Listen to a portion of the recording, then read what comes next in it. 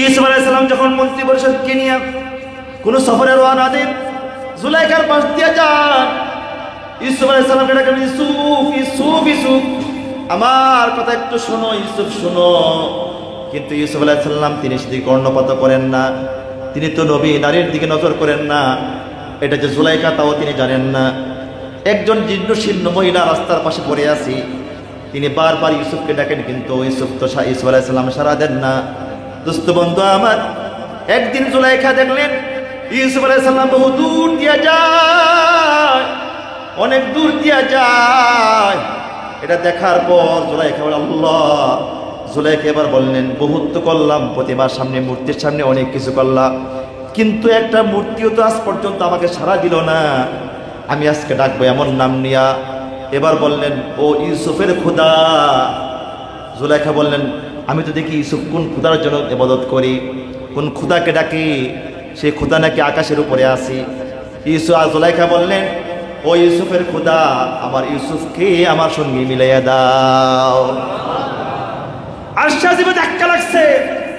আল্লাহ তাআলা আওয়াজটাকে সুন্দর করে সাজিয়ে বাতাসের মাধ্যমে আস্তে আস্তে করে ইউসুফের কানে পৌঁছাই দিছি। ইউসুফ আলাইহিস সালাম বলে, কিরে, এটা জুলাইখার আওয়াজ না? সুবহানাল্লাহ, আল্লাহু আকবার জোরে বলেন। জুলাইখার আওয়াজ না, বলে জুলাইখার আওয়াজ। এবার দোস্ত বন্ধু আমার, আল্লাহ বলে, গোলাম উদউনি আস্তাজিব লাকুম, আমাকে ডাকো, আমি আল্লাহ তাআলা তোমার ডাকের সাড়া দিয়ে দিব। সুবহানাল্লাহ। ওয়া ইযা সাআলাকা ইবাদি আন্নী ফাইন্নী করিব উজিবু দাওয়াতাদ দাঈ ইলা দাআন। আল্লাহ বলে, বান্দা যখন আমাকে ডাকে আমি সঙ্গে সঙ্গে ডাকের সাড়া দিয়ে দিই। দোস্ত বন্ধু আমার, আল্লাহ সুবহানাহু ওয়া তাআলা জুলাইখা আল্লাহর নামটা নেয় নাই, শুধু নিয়েছে ইউসুফের খোদা। ইউসুফের খোদা, ইউসুফের সঙ্গে আমারে মিলিয়ে দাও। আল্লাহর আরশে ধাক্কা লাগছি। আল্লাহ তাআলা সাউন্ডটাকে সুন্দর করে মডিফাই করে আল্লাহ তাআলা ইউসুফ আলাইহিস সালামের কানে পৌঁছাই দিলেন। খুব আরামে ঘুমাইতেছে, কতটুক গেছেন আল্লাহ জানে। ইউসুফ আলাইহিস সালাম, দোস্ত বন্ধু আমার, ইউসুফ আলাইহিস সালাম কিরিটে জুলাইখার আওয়াজ দা। হ্যাঁ, এমনটাই তো সবার কানে করছি। কোন দিক থেকে আওয়াজটা আসছে, দেখতে আসছে, চলো গিয়ে দেখে জুলাইখা জীর্ণশীর্ণ অবস্থায়। জুলাইখা উঠছি, ইউসুফ, তো ইউসুফ আলাইহিস সালামকে এইদিকে আসেন। আসছি, আপনি এই পাগলামি আর কতদিন? ততদিন তুমি আমার না হবে। সুবহানাল্লাহ। ইউসুফ আলাইহিস সালাম বলতেছেন, আচ্ছা তোমার চাওয়া কি? 1 নম্বর চাওয়া হলো আমার যৌবন ফিরিয়ে দাও। যদি হাদিসটা দুর্বল বলে, আমি 16 বছর থেকে তোমার পিছে লাগছি, আমি বুড়ো হয়েছি, তোমার জন্য যৌবন ফিরিয়ে দাও। তো নবীদের দোয়া কবুল হয়, কাল্লা, সে আমার জন্য তো কষ্ট করছি, ওর যৌবন ফিরিয়ে দাও। মুহূর্তের ভিতরে আল্লাহ তাআলা যৌবন ফিরিয়ে দিলেন। জুলাইখা তো এমনি সুন্দরী ছিলেন। আল্লাহ তাআলা জুলাইখার পুরো মোহব্বতটাকে জুলাইখার দিল থেকে বের করে ইউসুফ আলাইহিস সালামের দিলে ঢুকাই দিলেন। উল্টা আকর্ষণ কি? এখন ওনার চোখের ভিতরে ইউসুফ আলাইহিস সালাম এত সুন্দর, ইউসুফ আলাইহিস সালামের চোখের ভিতরে জুলাইখা এত সুন্দর লাগতেছে। সুবহানাল্লাহ।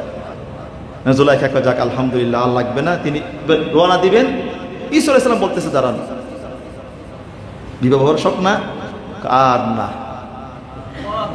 পুরা ঘুরে দিছে আল্লাহ তাআলা। এবার এক পর্যায়ে মোহাব্বতটা আল্লাহ এই পরিমাণ বাড়াইছেন, এক পর্যায়ে বিবাহ হয়েছে। ঘটনা যেটা বলার জন্য আমি মূল টার্গেটটা যেখানে যাচ্ছি, যখন নাকি বাসর রাত হলো, ইউসুফ আলাইহিস সালাম জুলাইখা বাসর রাতে ইউসুফ বললেন যে, কাজ করেন, আপনি বাইরে থাকেন, আমি 2 রাকাত নামাজ পড়ি। তিনি ভিতরে 2 রাকাত নামাজ পড়তেছেন। ইউসুফ আলাইহিস সালাম বাহির দিক দিয়ে বারবার আওয়াজ করতেছেন, জুলাইখা দরজা খোলো, জুলাইখা দরজা খোলো, জুলাইখা দরজা খোলো, জুলাইখা দরজা খোলো। দরজা তো আর খোলে না। ফজর পর্যন্ত চেষ্টা করেছেন, ফজরের পরে দরজা খুলছেন। দরজা খোলার পরে বললেন, জুলাইখা, এটা কাজ হইল? আজকে বাসর রাত, বাহিরে দাঁড় করে রাখলা।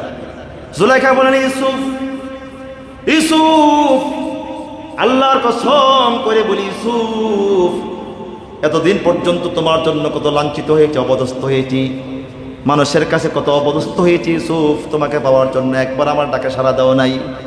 1 বার 2 বার 3 বার 4 বার 5 বার না, 1000 বার তোমাকে ডেকেছি ইউসুফ, কিন্তু একবারও আমার দিকে তুমি ফিরাও তাকাও নাই।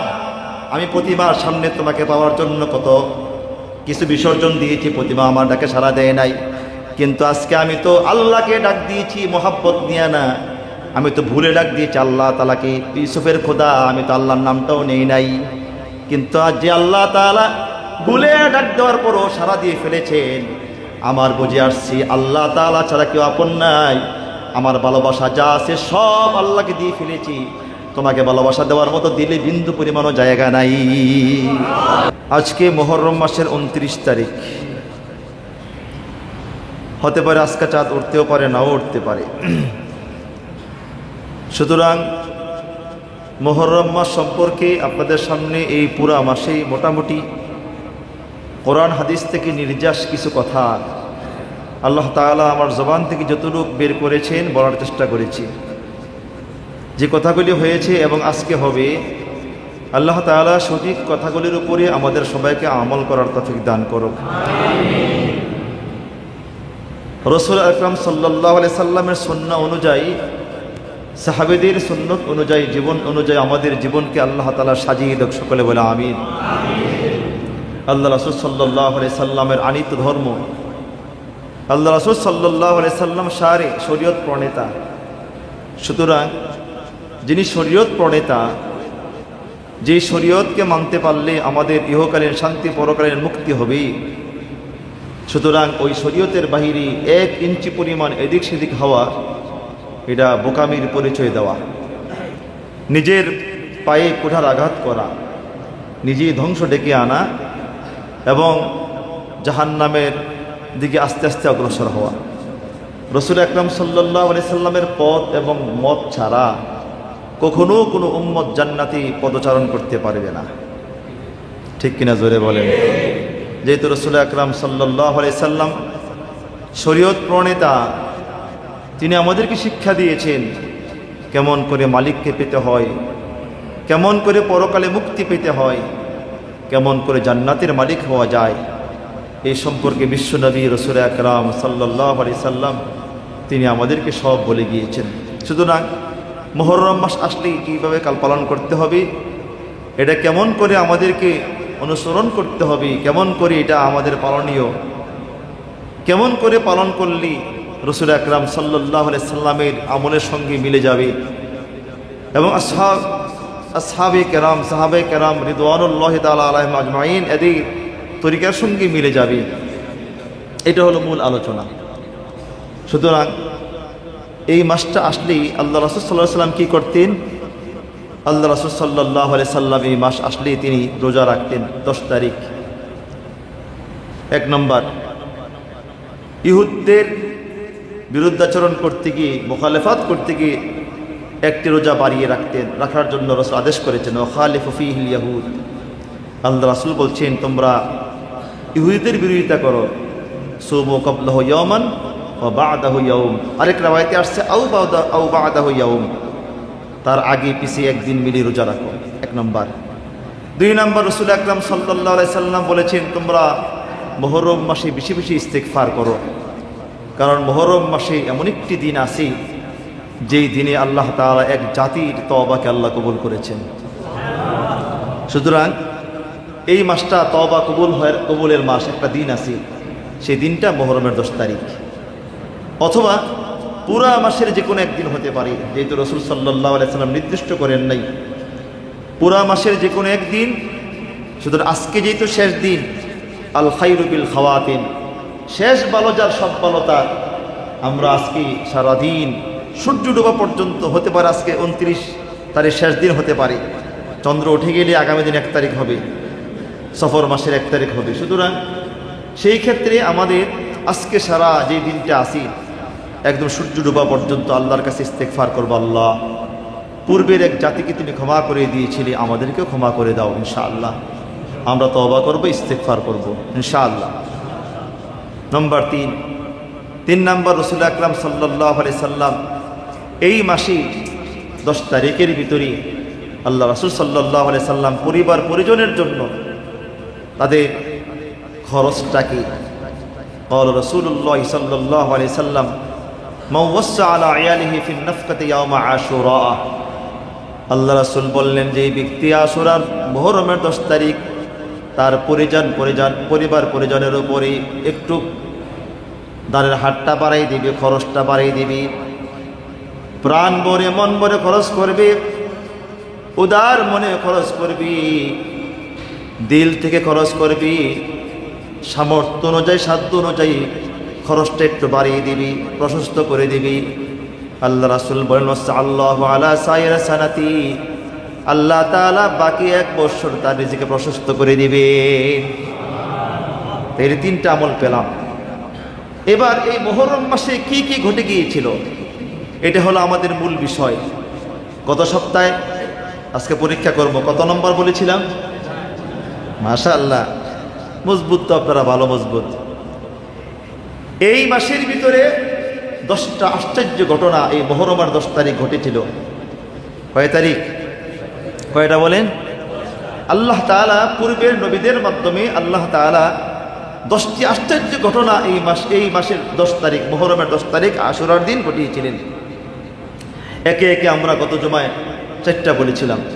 এটা আছে কোথায়? বুখারী শরীফের ব্যাখ্যা গ্রন্থ উমদাতুল কারি ফি শরহিল বুখারী, আল্লামা বদরুদ্দিন আইনি রহমাতুল্লাহ আলাইহি তার ব্যাখ্যা গ্রন্থ সেখানে আনছেন। বুখারী শরীফের কিতাবুস সাওমের বাবু সাওমি আশুরা, এই অধ্যায়ের ভিতরে কিতাবুস সাওম, এই কিতাবুস সাওম রোজার কিতাব, এই কিতাবুস সাওমের এক অধ্যায় বাবু সাওমি আশুরা, আশুরার দিন রোজা রাখার ব্যাপারে এই যে হাদিসটি এসেছে, এই অধ্যায়ের ভিতরে তিনি এই ব্যাখ্যাটা তিনি করেছেন। তিনি এই ঘটনাগুলি এনে সেখানে আলোচনা করেছেন। তো তিনি বলেন আল্লাহ তাআলা পূর্বের 10 জন নবীর দ্বারা আল্লাহ তাআলা এই মুহররমের 10 তারিখ 10টি আশ্চর্য ঘটনা ঘটিয়েছিলেন। কেরামতও বলা যায় এগুলাকে, আবার নবীদের বেলা মুজিজাও বলা যায়। ওনাদের মুজিজা বা কেরামত দুইটা যে কোনো একটা। এর ভিতরে প্রথম যে ঘটনা আল্লাহ তাআলা ঘটিয়েছিলেন সেই ঘটনাটা কি বলেন? মূসা আলাইহিস সালাম। ভুলে গেছেন আপনারা নাকি? লম্বা সময় সেটা আলোচনা করেছি। আল আউয়াল মূসা, প্রথমে কি? মূসা আলাইহিস সালাম। 2 নম্বরে নূহ আলাইহিস সালাম। 2 নম্বরে কে ছিলেন? মূসা আলাইহিস সালামকে আল্লাহ তাআলা বাহরে কালজুম থেকে যেদিন পরিত্রাণ দিয়েছিলেন তার জাতিকে, এবং মূসা আলাইহিস সালামকে যেই দিন বাহরে কালজুম থেকে আল্লাহ তাআলা বাঁচিয়েছিলেন, গভীর সমুদ্র থেকে আল্লাহ তাআলা বাঁচিয়েছিলেন। বিশাল নদী ছিল, নদীর ভিতরে আল্লাহ তাআলা শুকনো রাস্তা বানিয়ে দিলেন। যেখানে কয়েক পুরুষ পর্যন্ত কাদামাটি ছিল, আল্লাহ তাআলা মুহূর্তের ভিতরে কাদামাটিগুলা শক্ত করে দিলেন, বালু বানিয়ে দিলেন। 1 দিন 2 দিন 3 দিন 4 দিন 5 দিনও শুকায় না যে বালু, 1 মাসও যে মাটি শুকায় না, কিন্তু আল্লাহ তাআলা মুহূর্তের ভিতরে, সেকেন্ডের ভিতরে আল্লাহ তাআলা কাদা মাটিকে শক্ত করে দিলেন, শুকাইয়ে দিলেন। দোস্ত বন্ধু আমার, হাদিসে আসছে মূসা আলাইহিস সালাম তার জাতিরা, তার সৈন্যরা, তার জাতিরা, তার উম্মতেরা যেই ঘোড়ার উপরে সওয়ার ছিলেন, যে গরুর গাড়িতে সওয়ার ছিলেন বা ঘোড়ার গাড়িতে সওয়ার ছিলেন, ঘোড়ায় সওয়ার আরোহণ করেছিলেন, ঘোড়ার খুরের ভিতরেও কোনো মাটি লাগে নাই, বালুও লাগে নাই। ও পারে চলে গেলেন, একটু কাদাও লাগে নাই, মাটিও লাগে নাই, বালুও লাগে নাই। এই কাজটা, এই আশ্চর্য ঘটনাটা যে ঘটেছে যেই দিন, সেই দিনটা ছিল মুহররমের 10 তারিখ। সুবহানাল্লাহ যারা বলেন। 2 নম্বরে নূহ আলাইহিস সালাম। নূহ আলাইহিস সালাম তার উম্মতের জন্য বিশাল নৌকা বানিয়েছিলেন, যে নৌকাটা জুদি পাহাড়ের ভিতরে যেদিন অবতরণ করেছিলেন, তিনি বলেন আসানিয়া নূহ আলাইহিস সালাম ইস্তাওয়াত সাফিনাতুহু আলাল জুদি, ওনার যে নৌকাটা জুদি পাহাড়ে অবতরণ করেছিলেন যেই দিন, সেই দিনটা ছিল মুহররমের 10 তারিখ। নূহ আলাইহিস সালামের ঘটনা, এখানে অনেক কিছু শিক্ষণীয় আছে, এত শিক্ষণীয় ঘটনা সেখানে আছে। আল্লাহু আকবার। কিয়ামত পর্যন্ত কোনো জালিম, কোনো বাতিল, কোনো ব্যক্তি আল্লাহর কাজ কত সুন্দর দেখেন। নূহ আলাইহিস সালাম যখন নাকি 1 দিন 2 দিন 3 দিন নয়, 950 বছর পর্যন্ত তিনি দিনের দাওয়াত দিয়েছিলেন। 950 বছর পর্যন্ত দাওয়াত দেওয়ার পর 42 জন বা 82 জন মুসলমান হয়েছিলেন। দোস্ত বন্ধু আমার, সেখানের ভিতরে নূহ আলাইহিস সালাম এমন দাওয়াত দিতেন যে এক পর্যায়ে নূহের উম্মতেরা নূহের গলা চিপে ধরতেন, কণ্ঠ চিপে ধরতেন। হাদিসে আল্লাহ রাসূল বলেন, নূহ আলাইহিস সালামের কণ্ঠের ভিতরে উম্মতেরা চিপে ধরার কারণে জিহ্বাটা বের হয়ে যেত, এমনকি চোখগুলি বের হয়ে যেত। অন্যান্য উম্মত যারা ছিলেন তারা দেখার পর বলতেন, তোমরা কি করছো? এমন সহজ সরল লোকটাকে তোমরা মেরে ফেলতেছ। সবাই দৌড়াদৌড়ি করি ওনার গলা থেকে হাত সরাতেন, তিনি বেহুশ হয়ে যেতেন। বেহুশ হওয়ার পর আবার হুঁশে ফিরিয়ে আসতেন। হুঁশে ফিরিয়ে এসে আবার দাওয়াত দিতেন, ইয়া কওমি ইবুদুল্লাহ মা লাকুম মিন ইলাহিন গায়রু। ইয়া আমার সম্প্রদায়, তোমরা এক মালিকের গোলামি করো, আল্লাহ ছাড়া কোনো ইলাহ নাই, উপাস্য নাই, এক আল্লাহর গোলামি করো। তিনি বারবার দাওয়াত দিতেন, কিন্তু দাওয়াত গ্রহণ করতেন না। এক পর্যায়ে নূহের উম্মতেরা সিদ্ধান্ত নেন নূহ আলাইহিস সালামকে মেরে ফেলবেন। ওনাকে এমন কষ্ট দেওয়া হয়েছে, এক পর্যায়ে তিনি আর সহ্য করতে পারলেন না। এক পর্যায়ে উম্মতের কষ্ট সহ্য না করতে পেরে বদ্ধ করলেন, রব্বি লা তাদার আলাল আরদি মিনাল কাফিরিনা দাইয়ারা। আল্লাহ, এই জমিনে একজন কাফেরের ঘর বাকি রাখিও না, একটা কাফেরের ঘর বাকি রাখিও না। আল্লাহ, আমার দোয়াটা কবুল করো, আমি আর সহ্য করতে পারতেছি না। 950 বছর পর্যন্ত দাওয়াত দিয়েছি, ওরা কি অত্যাচার আমার উপরে করেছে। আল্লাহ, যদি তুমি এদেরকে দাওয়াত আর বাকি রাখো জমিনের ভিতরে, এদের তারা আগামী থেকে নাফরমান জন্ম দিবে, এরা ভালো লোক আর জন্ম দিবে না, এদেরকে তুমি মেরে ফেলো। আল্লাহ তাআলা দোয়া কবুল করলেন। নূহ আলাইহিস সালামকে আল্লাহ তাআলা বললেন, নূহ কিস্তি বানাও। তিনি কিস্তি 3 তলা বিশিষ্ট একটা কিস্তি বানালেন। তো কিস্তি যখন বানাচ্ছেন, বিশাল এক গাছ কেটে কিস্তি বানাচ্ছেন। উম্মতেরা বললেন, নূহ এই মরুভূমিতে তুমি কিস্তি বানাইতেছো, কারণটা কি? নূহ আলাইহিস সালাম বলছেন, আল্লাহর হুকুমে। মানে আল্লাহ তাআলার আযাব গজব আসবে, এই কিস্তি দিয়া আল্লাহ তাআলা আমাদেরকে বাঁচাবেন। উম্মতেরা অট্ট হাসিতে ফেটে পড়লেন, কাহারি নূহের মাথা খারাপ। নূহ বলেটা কি যে আম করে গজব দিয়ে মেরে ফেলবে, আর নূহকে আল্লাহ নূহের খোদায় বাঁচাই ফেলবে। এবার তিনি কিস্তি মোটামুটি কমপ্লিট করলেন। কমপ্লিট করার পরে ওনার উম্মতের মধ্য থেকে তারা একে অপরে ঠাট্টা বিদ্রুপ করে বললেন, কাজ করো, নূহের যে কিস্তি বানাইছি, আমরা তো টয়লেট নাই, আমরা সেখানে গিয়ে টয়লেট করি। তো নূহ আলাইহিস সালাম তো কি সহজ সরল ছিলেন, তোরা তো সব জালেম ছিল, সবাই পায়খানা করতেন। নূহ আলাইহিস সালাম পেরেশান হয়ে গেলেন। আল্লাহ বললেন, নূহ খেলাটা সামনে চলবে। সুবহানাল্লাহ, খেলা চলবে সামনে, আর পায়খানা করতে দাও, কারণ এটা বার্নিশ করতে হইব না, কথা কয় না? আরে বার্নিশ করতে হয় না নাকি? বার্নিশ করতে হইব তো নাকি? এটারে বার্নিশ করতে হইব। এবার মোটামুটি 3 তলা যা আছে পায়খানা দিয়ে একদম অবস্থা খারাপ করে ফেলেছে। মানে এই পরিমাণ পায়খানা করেছে, ওরা তো লম্বা ছিল অনেক বড় বড়, একটা তো মনে হয় 10-15 কেজির কম পায়খানা করে নাই। তো পায়খানা করে মোটামুটি এটাকে টাঙ্কি, মোটামুটি যে 3 তলা টাঙ্কি যা আছে তারা ফিল আপ করছে। অন্ত এক কাফির ছিলেন, সে বলল, কিরি শুনলাম নূহের নৌকা বানাইছে, সবাই নাকি সেখানে পায়খানা করে, আমার নিয়ে চল। এখন তাকে সবাই ধরা ধরে নিয়ে গেছে, সেও বসছে, ফিরিস্তা একদম ধাক্কা দিয়ে ওরা ফালাই দিয়েছে সেখানে। সে ছিল অন্ধ, সে পানির নিচে এবং পায়খানার নিচে গড়াগড়ি খাইয়া ওইটা দেখে চোখ বলে গেছে। খারে মহা ওষুধ এখানে। আল্লাহ তাআলা বলেন, ইন্নাহুম ইয়াকিদুনা কাইদা ওয়া আকিদু কাইদা ফামাহিলিল কাফিরিনা আমহিলহুম রুয়াইদা। আল্লাহ বলে, কাফেররা জালেমরা যত বড় কৌশল মক্করবাজি করুক না কেন, আমি আল্লাহ তাআলা চাইতে বড় কৌশলী কেউ হতে পারে না। ঠিক কিনা জোরে বলে? কাফেরদের জালেমদের ষড়যন্ত্র যত বড় হোক না কেন, আল্লাহর কৌশলের সামনে কারো কৌশল ফিট খায় না। নূহ আলাইহিস সালাম এবার ওই উম্মত পায়খানা থেকে উঠে দেখেন তার চোখ দুটো ভালো হয়ে গেছে। সে বলতেছে, ভাই আমি তো জন্মান্ত ছিলাম, আমার চোখ দুটো ভালো হয়ে গেছে, মহা ওষুধ। তার দেখা দেখি যে যত বড় রোগ হোক না কেন, এখান থেকে একটু নরজিস খাইলেই সে ভালো হয়ে যায়। আল্লাহু আকবার। কেন পায়খানার কেউ করে না, কাঁচা নরজিস তোকে খাইতে চায় না, সুতরাং সেখান থেকে একটু খাইলে ভালো হয়ে যায়, খাইলে ভালো হয়ে যায়, খাইলে ভালো হয়ে যায়। এক পর্যায়ে পুরা এলাকায় চললো ভাই, আর আল্লাহ তাআলা এই মুহূর্তে পুরা উম্মতের ভিতরে কঠিন কঠিন রোগ চাপাই দিচ্ছেন। কারণ পেটের ব্যথা, এমন ব্যথা 1 কেজি খাইলে হয় না, 3 কেজি খাওয়া লাগে। আল্লাহু আকবার। আল্লাহর মায়ের দেখেন কি, আল্লাহকে তোদেরকে দিয়ে আমি সাফ করামু, খাওয়ামু এমন জিনিস এক পর্যায়ে হইতে হইতে এখন আর নর্জিস নাই, পায়খানা নাই, কিচ্ছু নাই, এখন এরা ধুয়ে ধুয়ে খাইতেছে। ধুয়ে খাইলেও ভালো হয়।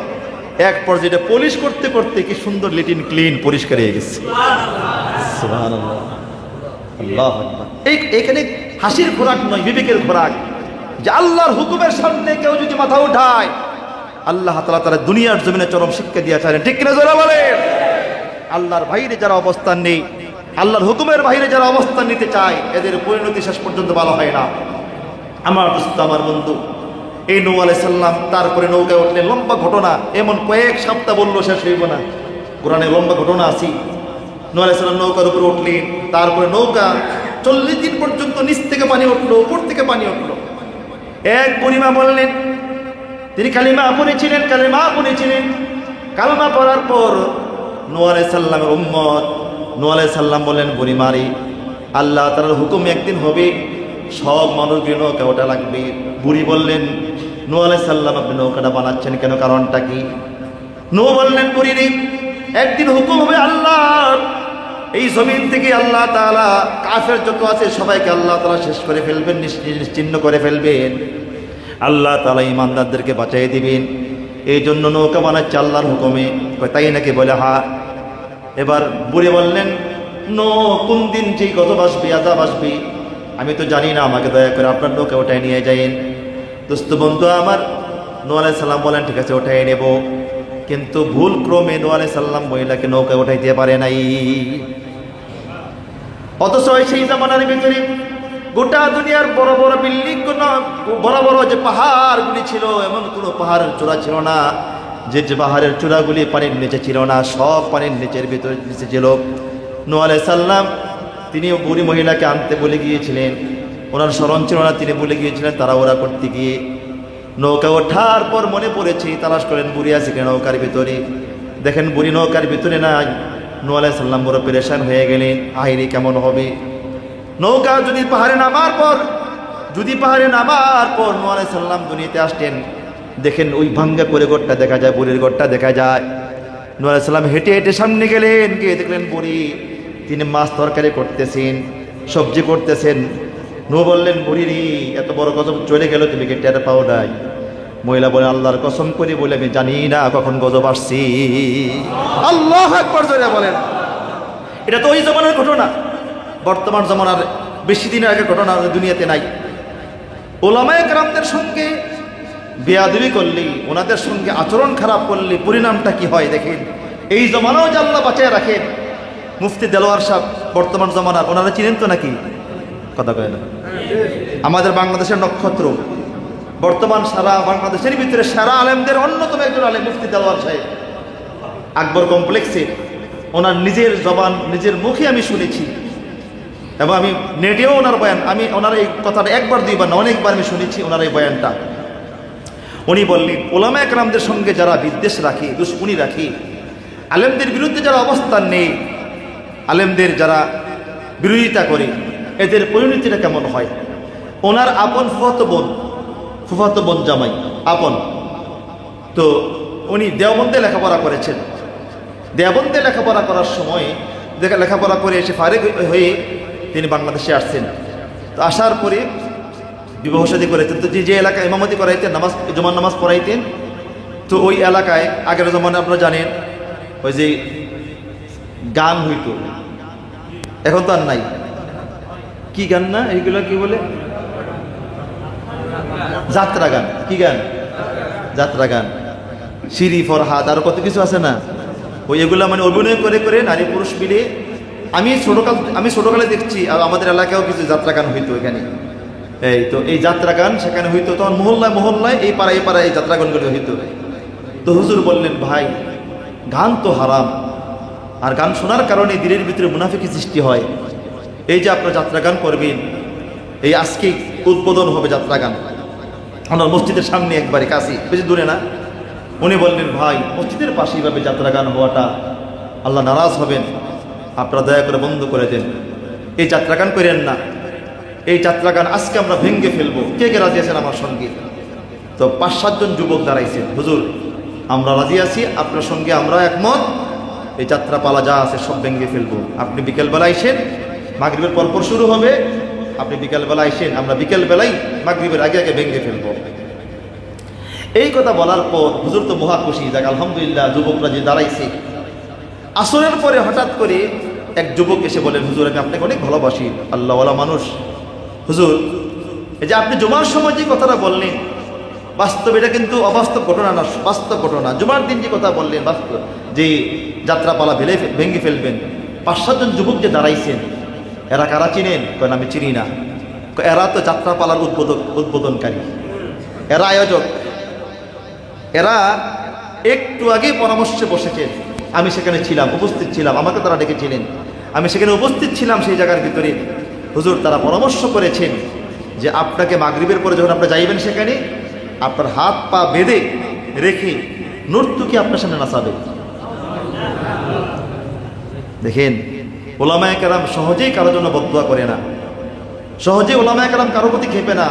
ধৈর্যের বাঁধ ভেঙে গেলে তখন উপরে হাত উঠায়, তখন পরিণতি ভালো হয় না, খুবই ভয়াবহ হয়।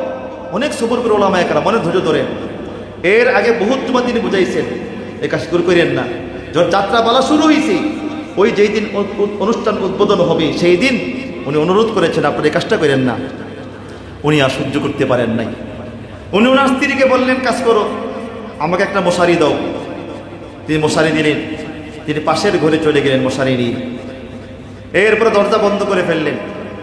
দরজা বন্ধ করার পরে দেখেন আল্লাহ কি কুদরত, মাগরিবের একটু আগে ওই লোকগুলি আসছে হুজুরকে নিয়ে যাবে। তাই সে বলতেছে হুজুর কই? হুজুর আহলিয়া বলতেছে যে উনি তো একটা মশারি নিয়ে চলে গেল কিছুক্ষণ আগে, কোথায় গেছে আমি বলতে পারবো না। অবশ্যই পাশের ঘরে আছে, পাশের ঘরে তিনি মশারি নিয়ে, মাগরিবের সূর্য ডুবছে, আস্তে আস্তে আকাশ মেঘাচ্ছন্ন শুরু হয়েছে। এক পর্যায়ে এমন ঘূর্ণিঝড়, এমন হুজুর বললেন এমন ঘূর্ণিঝড় হুজুরের মুখে আমি নিজের কানে শুনেছি। এমন ঘূর্ণিঝড় শুরু হয়েছে, ঘূর্ণিঝড়ের কারণে টিউবওয়েলগুলি উঠাইয়া পাইপ সহ উপরে উঠে গেছে, এবং দোতলা একতলা বিল্ডিংগুলি উঠে ফেলেছেন, এবং গরুগুলি উঠাইয়া গাছতাল গাছের উপরে লটকাই রাখছেন গরুগুলিকে। আর যাত্রাপালা তো শুরুতেই শেষ, মানুষগুলিকে উড়াইয়া নিয়ে কয়েক মাইল দূরে ফেলাইছেন। অবস্থা এমন হয়েছে এই পুরো এলাকার ভিতরে একটা ঘর বাড়ি ছিল না, সবগুলি ভূতুরের ঘর করে ফেলেছেন আল্লাহ তাআলা সুবহানাল্লাহ। তিনি সাজদায় পড়ে কেঁদেছেন, আল্লাহর কাছে কান্নাকাটি করেছিলেন, আল্লাহ তোমার কুদরত তুমি দেখো এবার। আল্লাহ তাআলা কবুল করেছেন। এই জন্য আল্লাহ তাআলা বলে যে আমার বন্ধুদের সঙ্গে মানে আদালি ওয়ালিয়ান, যে আমার বন্ধুদের সঙ্গে দুশমনি করে আমি তার সঙ্গে যুদ্ধ ঘোষণা করি। সুবহানাল্লাহ, জোরে বলেন সুবহানাল্লাহ। যে আমার ওলিদের সঙ্গে দুশমনি রাখে আমি তার সঙ্গে যুদ্ধ ঘোষণা করি। আল্লাহ সুবহানাহু ওয়া তাআলা এরপরে এলাকার লোক তো পরে করছে।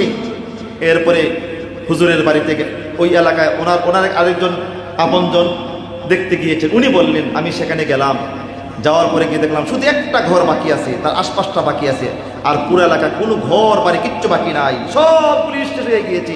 ওই ঘরটা হুজুরের ঘরটা ছিল। সুবহানাল্লাহ, জোরে বলেন। অথচ পাশেই সব তছনছ হয়ে গেল। আল্লাহ তাআলা কাউকে হেফাজত করলে গোটা পৃথিবীর কারো ক্ষমতা নেই তাকে ধ্বংস করতে পারে, ঠিক কিনা জোরে বলেন। আল্লাহ কাউকে ধ্বংস করলে গোটা পৃথিবীর কেউ তাকে হেফাজত করতে পারবে না। এটা বাস্তব ঘটনা শোনাচ্ছি। নূহ আলাইহিস সালাম 40 দিন পর যদি পাহাড়ে অবতরণ করলেন, যেই দিন তিনি অবতরণ করেছেন সহি সালেম ভাবে, যেই দিন আল্লাহ তাআলা ওনাকে সহি সালেম ভাবে সুস্থভাবে আল্লাহ তাআলা যদি পাহাড়ের ভিতরে অবতরণ করেছিলেন, সেই দিনটা ছিল মুহররমের 10 তারিখ। কয়টা গেল? 2টা। নাম্বার 3 নাম্বার ছিল ইউনুস আলাইহিস সালাম, এটা লম্বা ঘটনা। নাম্বার 4 নাম্বার ছিল আদম আলাইহিস সালাম। কে বলেন? আদম আলাইহিস সালাম। 4 নাম্বার ছিল আদম আলাইহিস সালাম। ওনার তওবা আল্লাহ তাআলা গ্রহণ করেছেন, কবুল করেছেন। যেই দিন আল্লাহ তাআলা ওনার তওবা কবুল করেছেন, গ্রহণ করেছিলেন, সেই দিনটা ছিল মুহররমের 10 তারিখ। কেঁদেছিলেন কয়দিন? হাদিসে আসছে 300 বছর, কোন রিওয়ায়াতে আসছে 350 বছর কেঁদেছিলেন। কাঁদতে কাঁদতে খাদ্দাইর 2 গালের ভিতরে এই পরিমাণ গর্ত হয়ে গিয়েছিল, পচন্দরে এই পরিমাণ গর্ত হয়ে গিয়েছিল। হাদিসে আল্লাহ রাসূল বলেন যে ডিঙ্গি নৌকা অনায়াসে চলতে পারত। তো লম্বা ছিলেন, বড় ছিলেন। জিদ্দাতে আপনারা দেখছেন যেখানে হাওয়া আলাইহিস সালামের কবর জিদ্দার ভিতরে, এবং আদম আলাইহিস সালামের সন্তানদের কবর। আমার তো মনে হয় 100 ফুটের কম হইব না, দেখছেন না কেউ? জিদ্দাতে যে আদম আলাইহিস সালাম হাওয়া আলাইহিস সালামের কবর যেটা আছে, অনেকগুলি আদম আলাইহিস সালামের সন্তানদের কবর, এক একটা কবরের লম্বা 100 ফুটের কম হবে না, এত লম্বা লম্বা কবর, বিশাল লম্বা। আমি দেখছি, আমি স্বচক্ষে দেখেছি, আমি ভিতরে গিয়েছি যেখানে।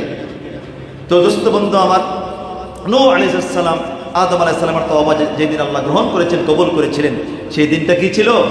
মুহররমের 10 তারিখ। কয় নাম্বার গেল? 4 নাম্বার। 5 নাম্বার আল খামিস ইউসুফ আলাইহিস সালাম। 5 নাম্বার কি? ইউসুফ আলাইহিস সালাম ফাইন্নাহু আখরাজা মিনাল জুব্বি ফিহি। আল্লাহ তাআলা ইউসুফ আলাইহিস সালামকে যেই দিন কূপ থেকে পরিত্রাণ দিয়েছিলেন, সেই দিনটা ছিল মুহররমের 10 তারিখ। কূপ থেকে আল্লাহ তাআলা পরিত্রাণ দিয়েছিলেন, সেই দিনটা ছিল মুহররমের 10 তারিখ। সুবহানাল্লাহ, সুবহানাল্লাহ। ইউসুফ আলাইহিস সালামের ঘটনা আমরা সবাই জানি। ইউসুফ আলাইহিস সালাম লম্বা ঘটনা, আমি সেখান থেকে একটা ঘটনা বলে, সময় যেতে স্বল্প, আরও সামনে কথা বলি আসি। ইউসুফ আলাইহিস সালামকে আল্লাহ তাআলা কূপ থেকে উঠাইয়া ইউসুফ আলাইহিস সালামের ভাইয়েরা মনে করলেন কূপে ফেলে দিলেন। কূপে তিনি পড়ে গেলেন, কূপের ভিতরে তিনি আছেন, তিনি মরে যাবেন। কিন্তু আল্লাহ তাআলা কূপের অপর প্রান্ত দিয়ে আল্লাহ বের করে মিশরের বাদশা আল্লাহ তাআলা বানাই দিলেন। আহা, মানুষ মারতে চেয়েছে, ভাইয়েরা, আপন ভাইয়েরা মারতে চেয়েছে, আল্লাহ তাআলা কূপের অপর দিক থেকে আল্লাহ সুবহানাহু ওয়া তাআলা বের করে নিয়ে সরাসরি মিশরের বাদশা বানাই দিয়েছেন। আল্লাহ কি না করতে পারেন। তিনি যখন কূপের ভিতরে চলে যাচ্ছেন, আল্লাহ তাআলা নিচ থেকে একটা পাথরকে বলে, পাথর তুমি উপরে ওঠো।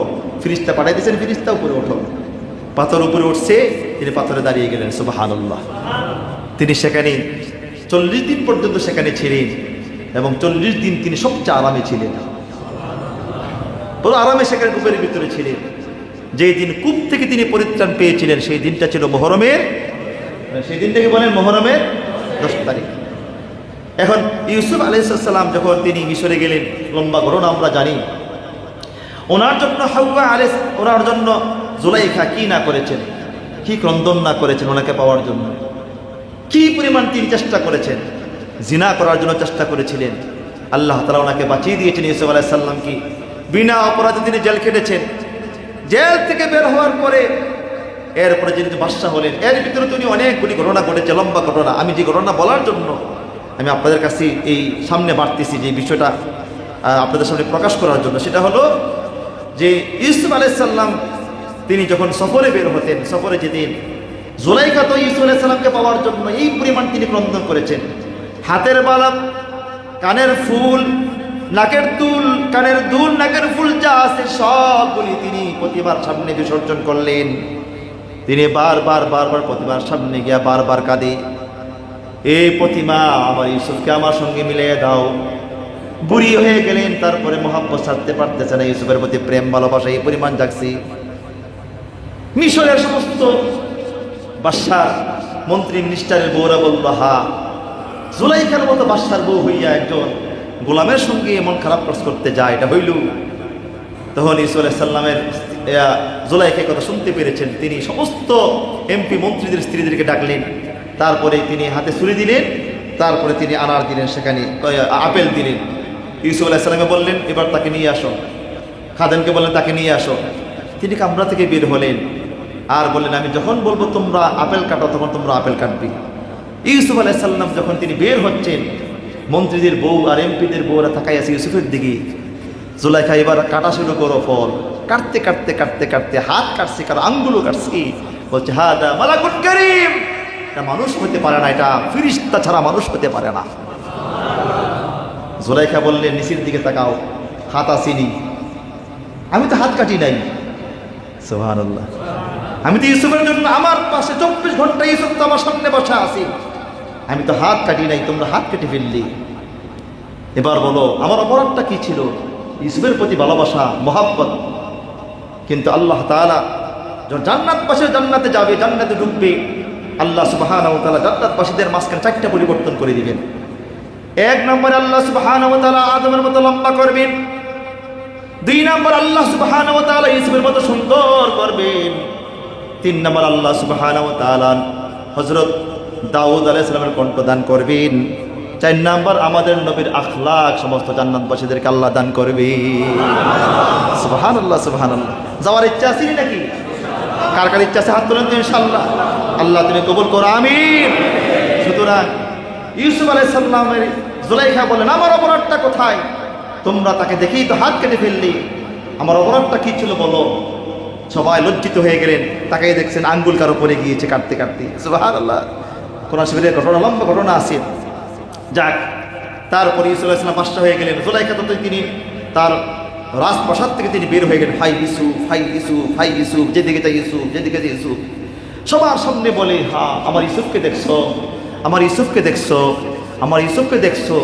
আল্লাহর বান্দি সমস্ত সহায় সম্পদ বলতে যা আছে সব তিনি প্রতিবার সামনে বিসর্জন দিলেন। এক পর্যায়ে জুলাইখা সাগরের পাড়ে গিয়ে তিনি বল দিয়ে বা কোনো কিছু দিয়ে তিনি পানি সেচতেছেন। পানি সেচেন আর বলে, হাই ইউসুফ, হাই ইউসুফ, হাই ইউসুফ, হাই ইউসুফ। লোকেরা বলা বলি করলো, জুলাইখা তোমার মাথা খারাপ নাকি? তুমি পানি সেচতেছ, কারণটা কি? বলো, আমার ইউসুফকে পেয়ে যাব, একদিন সাগরটাও শুকিয়ে যাবে, আমি আমার ইউসুফকে পেয়ে যাব। ইউসুফ আলাইহিস সালাম যখন মন্ত্রী পরিষদকে নিয়ে কোনো সফরে রওনা দেন, জুলাইখার পাশ দিয়ে যান। ইউসুফ আলাইহিস সালামকে ডাকেন, ইউসুফ, ইউসুফ, ইউসুফ, আমার কথা একটু শোনো, ইউসুফ শোনো। কিন্তু ইউসুফ আলাইহিস সালাম তিনি সেদিকে কর্ণপাত করেন না।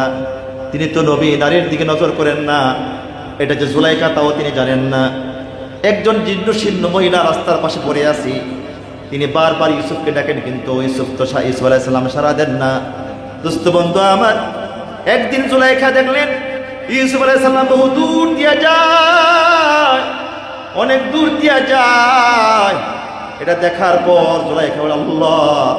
জুলাইখা এবার বললেন, বহুত তো করলাম, প্রতিমার সামনে, মূর্তির সামনে অনেক কিছু করলাম, কিন্তু একটা মূর্তিও তো আজ পর্যন্ত আমাকে সাড়া দিল না।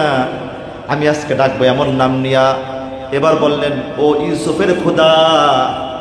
জুলাইখা বললেন, আমি তো দেখি ইউসুফ কোন খোদার জন্য ইবাদত করি, কোন খোদাকে ডাকি, সেই খোদা নাকি আকাশের উপরে আসি।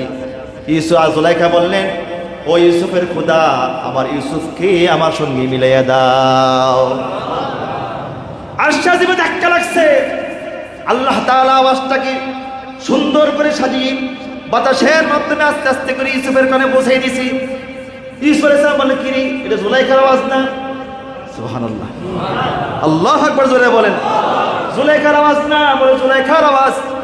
এবার দোস্ত বন্ধু আমার, আল্লাহ বলে, গোলাম উদউনি আস্তাজিব লাকুম, আমাকে ডাকো, আমি আল্লাহ তাআলা তোমার ডাকের সাড়া দিয়ে দেব। সুবহানাল্লাহ। ওয়া ইযা সাআলাকা ইবাদি আন্নী ফাইন্নী করিব উজিবু দাওয়াতাদ দাঈ ইলা দাআন। আল্লাহ বলে, বান্দা যখন আমাকে ডাকে আমি সঙ্গে সঙ্গে ডাকের সাড়া দিয়ে দিই। দোস্ত বন্ধু আমার, আল্লাহ সুবহানাহু ওয়া তাআলা জুলাইখা আল্লাহর নামটা নেয় নাই, শুধু নিয়েছে ইউসুফের খোদা। ইউসুফের খোদা, ইউসুফের সঙ্গে আমারে মিলিয়ে দাও। আল্লাহর আরশে ধাক্কা লাগছি। আল্লাহ তাআলা সাউন্ডটাকে সুন্দর করে মডিফাই করে আল্লাহ তাআলা ইউসুফ আলাইহিস সালামের কানে পৌঁছাই দিলেন। খুব আরামে ঘুমাইতেছে, কতটুক গেছেন আল্লাহ জানে।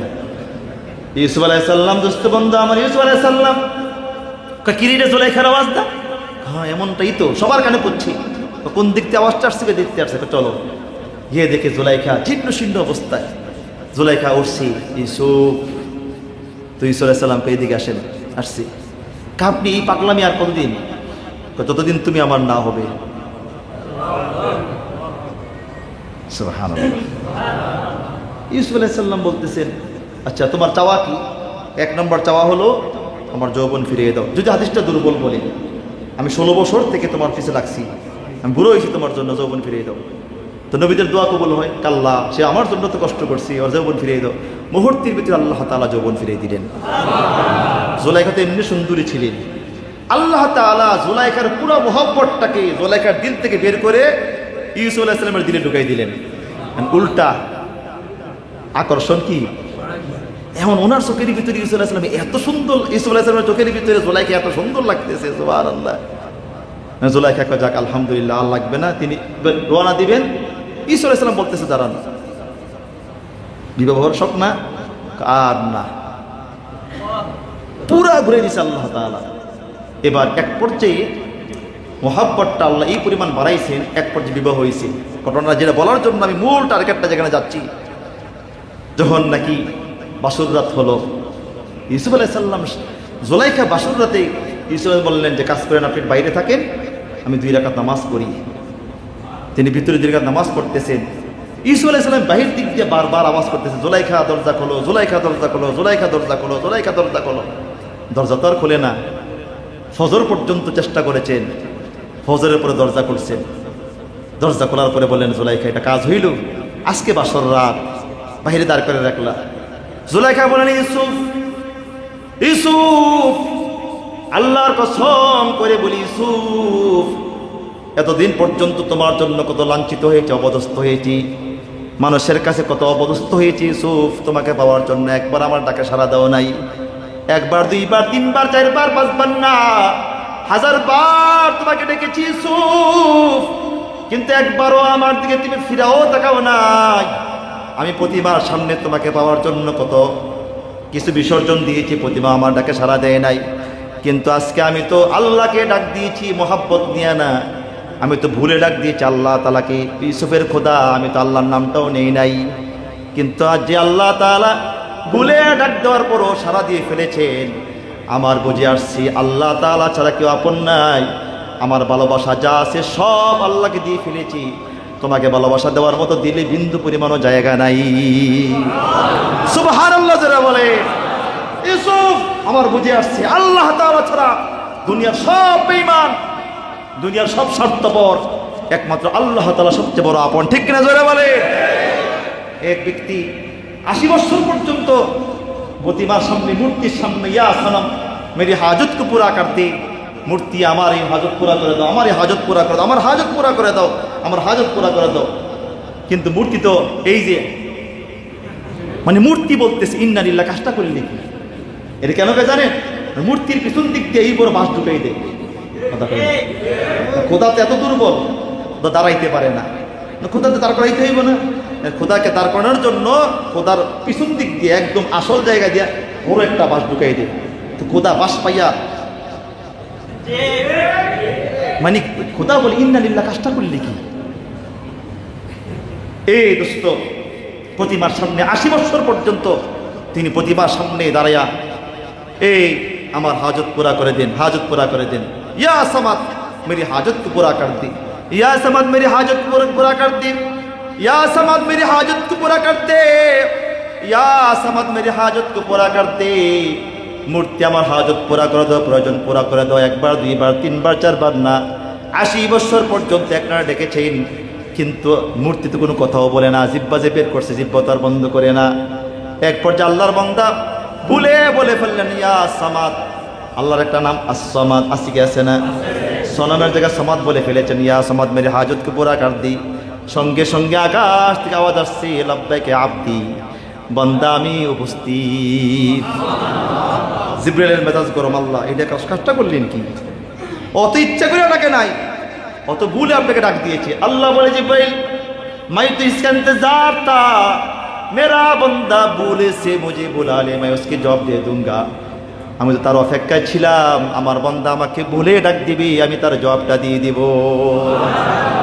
আল্লাহর চেয়ে আপন কেউ না। ইউসুফ আলাইহিস সালামকে আল্লাহ তাআলা যেই দিন কূপ থেকে পরিত্রাণ দিয়েছিলেন, সেই দিনটা কি ছিল? মুহররমের 10 তারিখ। কয় নাম্বার গেল? নাম্বার 7। ঈসা আলাইহিস সালাম 6 নাম্বার কি? এইটা বলতে গেলে তো কয়েক জুমা লাগবে। কি করবো কত দেখি, সংক্ষেপ করবো কেমনি? আল্লাহ সংক্ষেপ করেন, আমি সংক্ষেপ করবো কেমনি? সাইয়েদ আসসার ঈসা আলাইহিস সালাম ফাইন্নাহু উলিদা ফীহি ওয়া রুফিআ ফীহি। ঈসা আলাইহিস সালামকে আল্লাহ তাআলা যেই দিন জন্ম দিয়েছিলেন বাপসারা, সেই দিনটা ছিল মুহররমের 10 তারিখ। যেই দিন ওনাকে আল্লাহ তাআলা সশরীরে জিন্দা আকাশে উঠিয়ে নিয়ে গিয়ে চতুর্থ আকাশে তিনি এখন আছেন জিন্দা, আবার কিয়ামতের আগে আসবেন, যেই দিনটা ছিল সেই দিনটা ছিল মুহররমের 10 তারিখ। লম্বা ঘটনা আমার দোস্ত, আমার বাপ। ইনশাল্লাহ যদি কখনো সময় হয় চেষ্টা করো, বাকি আরও 5টা আছে, বাকি আরও 4টা আছে, বলে দেওয়ার চেষ্টা করো। এখানে লম্বা কথা আছে, এই ঘটনা অনেক শিক্ষণীয় আছে। যে ঘটনা, শুধু ঘটনা বলা তো মূল মাকসাদ না, আপনারা কাম শুরু করবেন ঘটনা দিয়া, এটা কি মূল মাকসাদ? না ঘটনা শিক্ষণীয় কিছু আছে বলেন না? হ্যাঁ, অনেক সামনে আবার অনেক কিছু ঘটনা আছে।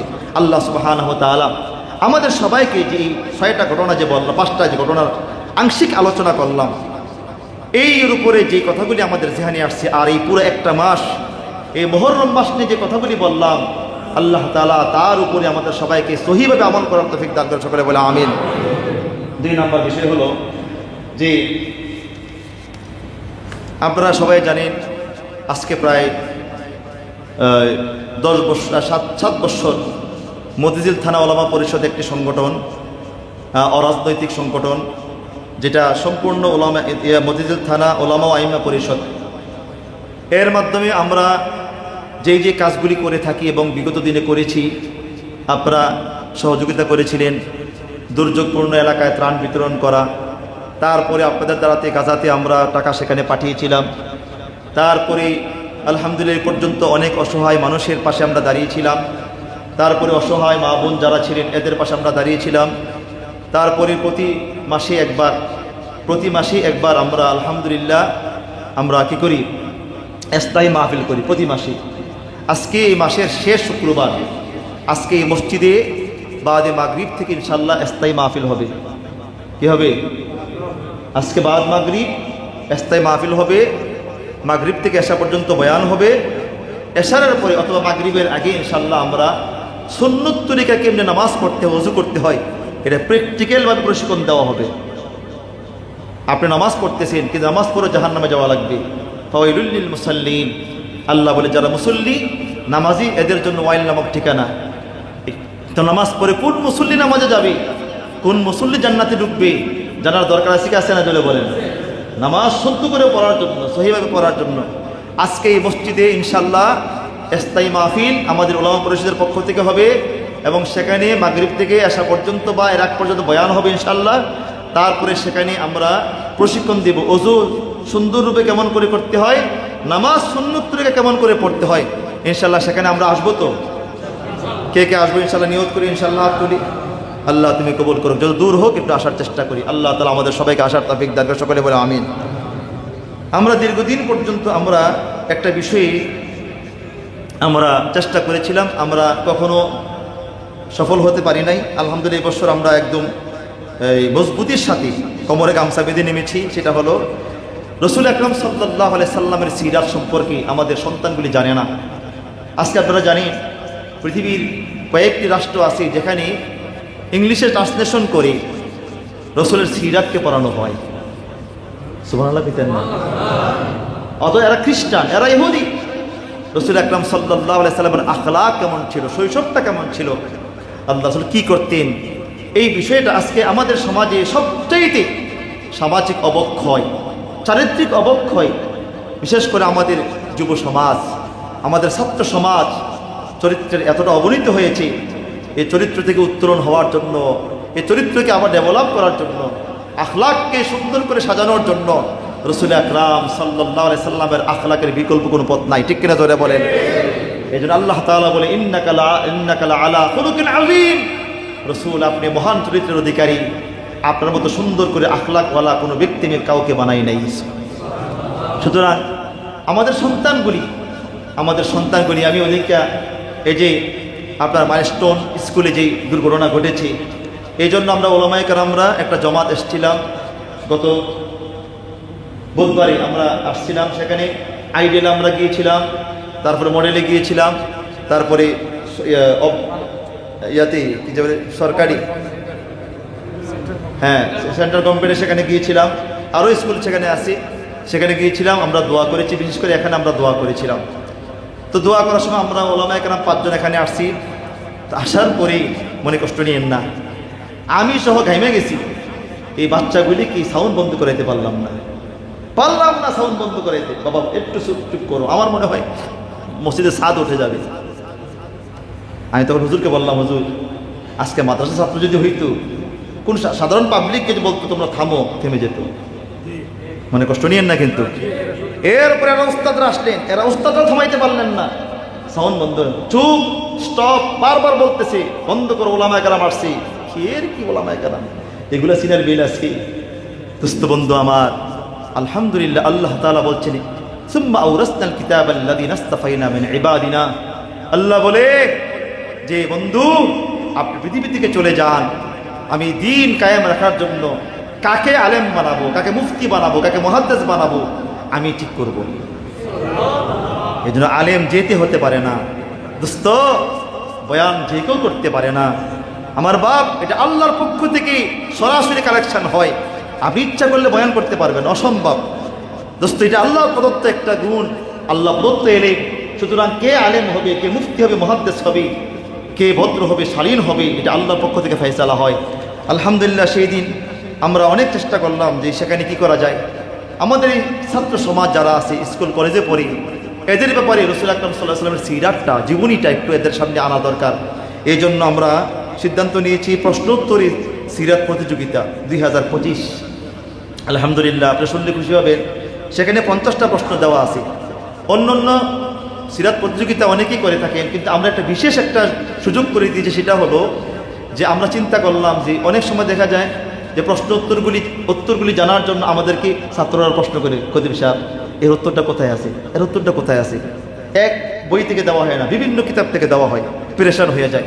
তো দেখা যায় আসলে সে একটা জীবনী, একটা রাসূলের জীবনীটা ঠিকমতো পড়তে পারে না।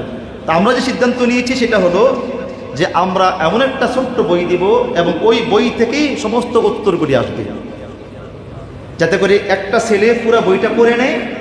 মূল উদ্দেশ্য হলো পুরো রাসূলের জীবনীটা সে পড়ে নোক। কথা বুঝতে পারছেন নি? তো এই জন্য আমাদের কওমি মাদ্রাসায় সিরাত সম্পর্কে যে বইটা আছে, সিরাতে খাতামুল আম্বিয়া, ছোট্ট একটা বই, বেশি বড় না। এই বই থেকে 45টা প্রশ্ন সেখান থেকে আনা হয়েছে। কোনো ছাত্র যদি পুরো বইটা পড়ে, কাউকে জিজ্ঞেস করতে হবে না, সেখানে প্রশ্নগুলি আছে, উত্তরগুলি দেওয়া আছে। বুঝতে পারছেন? সুতরাং সে যদি এই প্রশ্ন উত্তর দিতেই হয়, অবশ্যই তাকে ওই বইটা পড়তে হবে। আর বইটা পড়লে রাসূলের আখলাক, চরিত্র হতে পারে, রাসূলের জীবনী পড়তে পড়তে এক পর্যায়ে রাসূলের মহব্বত তার দিলে চলে আসবে। এই সন্তানটা আশা করে সে নষ্ট হবে না। এটা দায়িত্ব আপনাদের কিনা বলেন? আপনি আপনার সন্তানের জন্য হলেও একটা এই কপি নিয়ে যাবেন। এখানে আমরা 50,000 টাকার পুরস্কার রেখেছি, 50,000 টাকার পুরস্কার। সেখানে সেই পুরস্কার আমরা সেখানে সব বিস্তারিত এখানে লেখা আছে। এগুলো আমাদের মসজিদে পাবেন। মুয়াজ্জিন সাহেব আছেন, খাদেমরা আছেন, তারপর ইমাম, 2 ইমাম আছেন। ওনাদের কাছ থেকে 20 টাকা দিয়ে সংগ্রহ করে নেবেন, নিয়ে আপনার সন্তানকে দিবেন। এই কিতাবটা বেশি দাম না, 60-70 টাকা বা 80 টাকা দাম কিতাবটার। যে কোনো ইসলামী লাইব্রেরিতে আপনারা পেয়ে যাবেন।